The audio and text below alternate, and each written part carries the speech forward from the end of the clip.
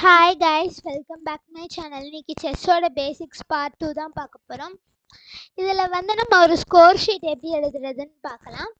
இப்போ ஸ்கோர் ஷீட்னா என்னென்னா, நம்ம செஸ்ஸில் இருக்க மூவ்ஸ் எல்லாம் ட்ராக் பண்ணுறது. இது ஏன் நமக்கு இம்பார்ட்டன்ட்னா நம்ம கேம் லேட்டராக ஒரு டோர்னமெண்ட் விளையாடும் போது நம்ம எப்படி விளையாடிருக்கோம் லேட்டராக ஸ்கோர் ஷீட் எழுதிட்டு நம்ம அனலைஸ் பண்ணலாம் கேமை. என்னென்ன மிஸ்டேக்ஸ் பண்ணோம், என்னென்ன பிளெண்டர்ஸ் பண்ணோம், நம்ம அதை சரி பண்ணிக்கலாம். பர்சனலாக நான் எழுதுவேன் ஏதாவது டோர்னமெண்ட்டுக்கு போனேன்னா. ஸோ ஸ்கோர் ஷீட் எழுதுறதுக்கு first rows and columns or files or rank பற்றி கற்றுக்கணும். இப்போ இந்த 8 ஸ்கொயர்ஸ் இருக்குல்ல, வேர்ட்டிக்கலாக டோட்டலாக 8 ஸ்கொயர்ஸ் இருக்குல்ல இந்த இடத்துல, இது ஏங்கிற ஒரு காலம் ஒரு ஃபைலில் இருக்குது.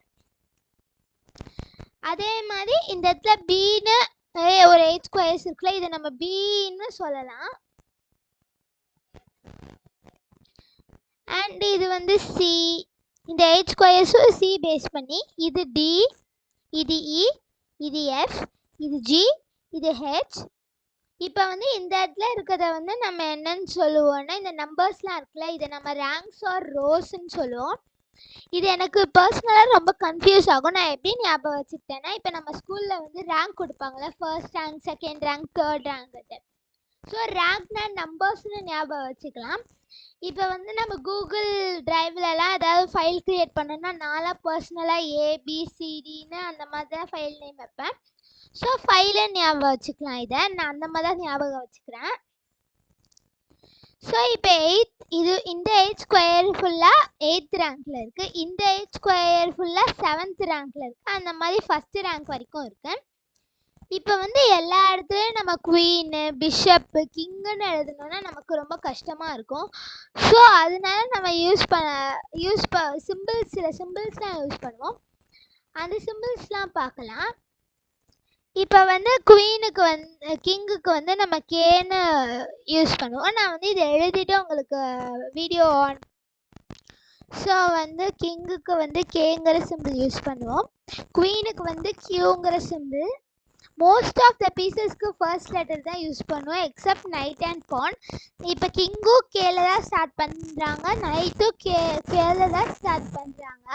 ஸோ நைட்டுக்கு நம்ம செகண்ட் லெட்டர் எடுத்துப்போம் என்ன. பானுக்கு டைரெக்டாக நம்ம ரோ அண்ட் காலம் நேம் எடுத்துக்கிட்டா போதும். இதுதான் இந்த பீசஸோட இது. இப்போ கேஸ்லிங், என்பாஷன்லாம் பண்ணும்போது நம்ம டிஃப்ரெண்ட்டாக எழுதுவோம்ல. ஸோ அதனால கேஸ்லிங்க்கு நம்ம என்ன பண்ணுவோம்னா, குவீன் சைட், நான் ஆல்ரெடி லாஸ்ட் வீடியோவில் எக்ஸ்பிளைன் பண்ணியிருந்தேன், king side and queen side. King சைடுக்கு நம்ம ஓன்னு எழுதுவோம், 2 டபுள் ஓ. குவீன் சைடுக்கு நம்ம 3 ஓ எழுதுவோம். ஒயிட் அண்ட் பிளாக் அதே தான்.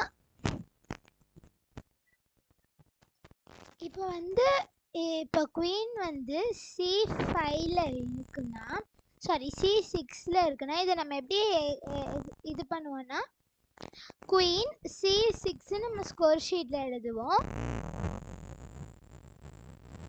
அதே மாதிரி இப்போ பான் இருக்குன்னா நம்ம வெறும் எந்த ஸ்கொயர், எந்த ரோ அண்ட் காலம் இருக்கோ அது மட்டும் மென்ஷன் பண்ணால் போதும். D5 எழுதுனா ஓகே தான்.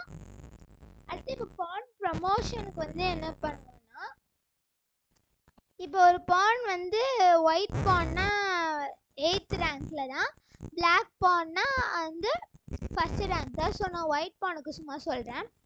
ரெண்டுத்துக்கும் ரூல் காமன் தான், பட் ரேங்க் தான் வேரி ஆகும். ஸோ ஒரு பான் F8க்கு மூவ் பண்ணுச்சுன்னா நம்ம எப்படி எழுதலாம், இதை நம்ம என்னவா ப்ரமோட் பண்ணுறோமோ, அதாவது இந்த 4 பீஸில் என்னவா ப்ரமோட் பண்ணுறோமோ நம்ம அந்த மாதிரி எழுதலாம். E8 இஸ் ஈக்குவல் டு இதோட ஃபர்ஸ்ட் சிம்பிள். இப்போ நைட்டாக ப்ரமோட் பண்ணுறோமா என்ன, குவீனாக ப்ரமோட் பண்ணுறோமா கியூன்னு எழுதலாம்.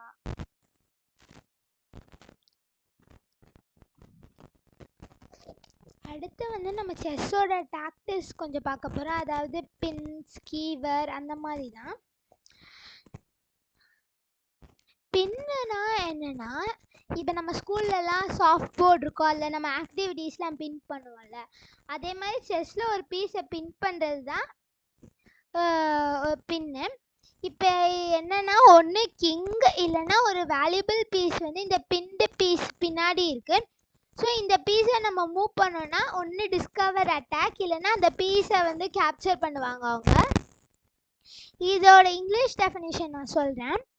when a pin piece is when a piece is attacked and cannot or should not move because it would be exposed to a more valuable piece behind it.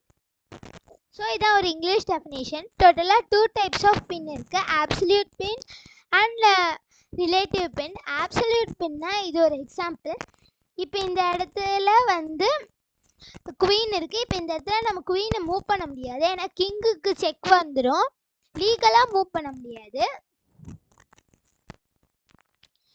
And relative பின்னா என்னென்னா இந்த இடத்துல வந்து நம்மளால் ரூக்கை move பண்ண முடியாது. இது move பண்ணால் இது லீகலாக பண்ண முடியும், பட் மூவ் பண்ணால் நம்ம வந்து அவங்க குவீனை கேப்சர் பண்ணிடுவோம், அது நமக்கு கெயின். ஸோ இதான் ரிலேட்டிவ் பின். அடுத்து ஃபோர்க்கு இதை விட ரொம்ப சிம்பிள் தான். இப்போ வந்து 2 பீஸ் இருக்கு அண்ட் அதை வந்து ஒரே டைமில் அட்டாக் பண்ணுது, அதான் ஒரு ஃபோர்க்கு. இங்கிலீஷ் டெஃபினிஷன் என்னன்னா a fork is a move that attacks 2 or more pieces forcing the opponent to lose a material. அதாவது இப்போ இந்த இடத்துல செக் இருக்குல்ல, இப்போ அவங்க வந்து ரூக்கை வச்சு இந்த இடத்துல பிளாக் பண்ண முடியாது, ஸோ அங்கே தான் மூவ் பண்ணியானோம். இப்போ நான் இதை கேப்சர் பண்ணேன்னா இது எனக்கு கெயின். ஸோ மோஸ்ட்லி நம்ம நைட் வச்சு ஃபோர்க் பண்ணலாம், பிஷப், மோஸ்ட்டாக நைட் ஃபோர்க் தான் வந்து நான் பண்ணியிருக்கேன். அடுத்து ஸ்கீவர்.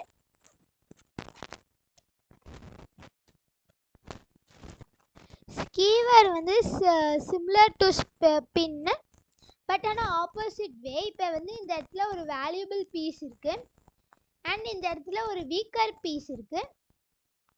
இந்த இடத்துல வந்து நம்ம குவீனை வச்சோன்னா வந்து இப்போ இந்த குவீனையே கேப்சர் பண்ணிட்டு இந்த வீக்கர் பீஸு கேப்சர் பண்ணுறதா ஸ்கீவர். இப்போ இந்த இடத்துல வந்து இங்கே குவீன் இருக்குது, இந்த குவீனை வச்சு நம்ம ஃபஸ்ட்டு ரூக்கை வச்சு குவீனை கேப்சர் பண்ணிக்கலாம். அதுக்கப்புறம் நம்ம வந்து பிஷப்பை வந்து கேப்சர் பண்ணுறது, இதுதான் ஒரு ஸ்கீவர். அடுத்து வந்து பிளாக் டிரான்ஸ்மேட். இப்போ இந்த இடத்துல வந்து கிங் வந்து கேசல் பண்ணிட்டு இந்த பானால் வந்து இந்த இடத்துல பானால் ஃபுல்லாக ட்ராப்டாக இருக்குது. இந்த இடத்துல இந்த லாஸ்ட்டு ரேங்கில் மேட் பண்ணுறது தான் நம்ம பிளாக் டிரான்ஸ்மேட்டுன்னு சொல்வோம்.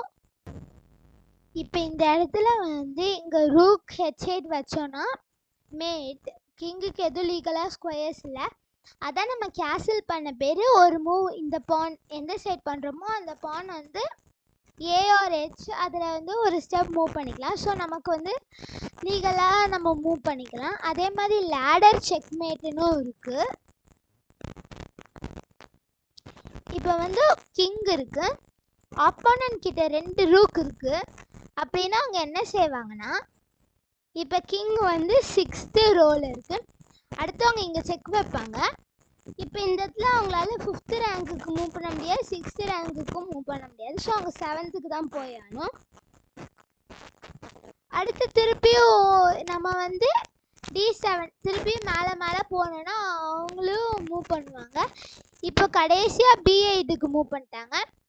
நம்ம வந்து ரூக் டு E8 மேட் பண்ணிடலாம். இதுதான் ladder checkmate. One after other நம்ம ரூக் மூவ் பண்ணி செக்மேட் பண்ணுறது. அதான் 2 ரூக் வந்து ஒரு குவீனோட பவர்ஃபுல்னு சொல்கிறோம். Hope you guys enjoyed my video. Bye.